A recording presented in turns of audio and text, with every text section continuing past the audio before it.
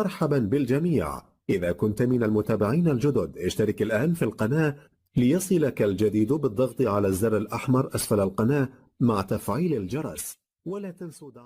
الله يبدأ الخلق ثم يعيده ثم إليه ترجعون ويوم تقوم الساعة يبلس المجرمون ولم يكن لهم من شركائهم شفعاء وكانوا بشركائهم كافرين ويوم تقوم الساعة يومئذ يتفرقون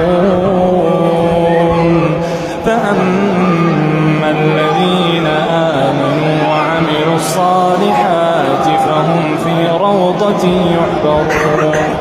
شكرا لكم لمتابعة الفيديو، ولا تنسوا